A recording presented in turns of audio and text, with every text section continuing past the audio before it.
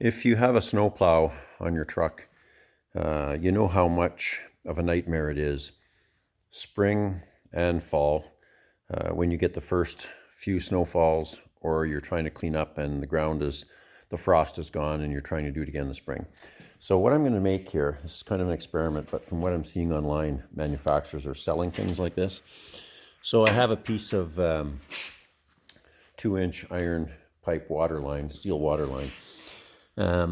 Black pipe, I think that's schedule 80, and I'm going to cut a slot in the top. I'm going to use the plasma cutter. I'm going to cut at least an inch wide slot, and how this is going to work is this is going to go on the bottom of my plow right onto the high carbon steel edge of the plow, and once it's on there, I'll have it in the garage, and I'm going to weld some tabs that will line up with the existing bolts that hold the plow edge on. What this will do is prevent the plow from tearing up the lawn and from rolling up gravel at those times of year. I have the feet that go on the plow, but they're essentially useless. They flip the blade over and they dig things up anyway because the plow weighs 600 pounds, so it's a heavy assembly. Anyway, we're going to give this a try and we'll show how this is progressing. Here we are. I've got my pipe. And again, that is a 2-inch schedule 80 iron pipe, steel pipe, whatever you want to call it. It's about an 1/8 of an inch sidewall. I cut it lengthwise. I'm going to say about 1.25 inches. I just guessed at a width. I probably could have made it a little smaller. The gap I probably could have made a little smaller. But there is a slight bend in the length of the plow over all the years from hitting things. So I wanted to be certain I wasn't going to be fighting getting it in there. So I'm just going to slide my pipe with jack stands underneath the plow and drop it in place now. That's 7'6" length, which is the same as the plow blade. Now looking at this, you can see what I've done. So I've got the 7.5 foot length of steel pipe. I've slid it over the blade of the plow, and all I did was put a couple of jack stands there, set the plow down on it, and slide it in. And I've rotated it.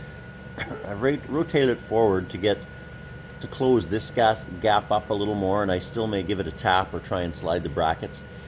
Then I'm going to cut a couple of pieces of steel, and I'm going to start with 2. I'm going to use this bolt here, not the very end one. I'm going to go 1 in. And I'll do the same at the other end. I'll go 1 in. I'll cut a piece of steel, like so, with a hole through it, and I'll put it in place, and then I'll weld it. Then I'll weld it to here once I have it in place and I know the hole's lined up.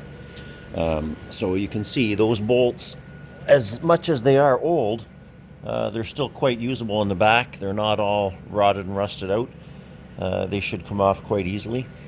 So we'll start with 2 brackets and see how it goes. So again, I cut about 1.25 inches of a slot in there, just because I have a bit of a bend in this over all the years of use, and I wanted to make sure that I didn't make it so small it wouldn't slide on. But when I look at this and I look at the profile, I really believe this is going to work terrific and should work absolutely fantastic in the early part of the season. When the ground isn't frozen and I'm pushing gravel and turf all the time. So we will take the next step here. I'll get a couple of pieces of steel cut and we'll line them up and see how it goes. So next step here, I made 2 brackets, 2 pieces of steel. It's 1/4 inch plate, and I used the torch, heated them up and bent them, and I'm going to weld them to the pipe. The other one's right here. I just bent it and it's cooling. And what I did was, in the head or in the hole of the bolt of the plate, I actually made a square hole using the plasma cutter. It's not perfect, but it's good enough. And it holds the carriage bolt just like the original holes in the plow blade. So it makes it easier to put on, take off, hopefully. The carriage bolt, I just kind of went by guess and by gosh and sized it and kept dropping the bolt in until it fit. So I'm going to put this one on the other side over there and then weld them in place. So it looks good. I got it tacked in place. I'm going to take it off now. It's supported by the welds.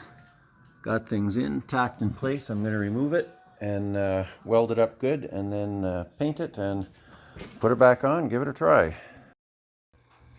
So I basically have it done. It's mounted and it's on, and there's a shot of the profile. You can see how the sharp edge is now protected by the pipe.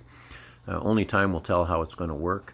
Right now we have no snow, no frost. It's very wet and muddy out, so I'm not going to give it a try yet. However, once I do have some snow, I'll do a follow-up video, and any modifications I have to make, I'll include that.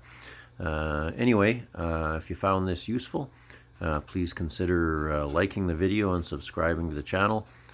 Try to throw lots of these things in there, and anyway, once I actually give it a shot, we'll keep you posted and let you know how it works.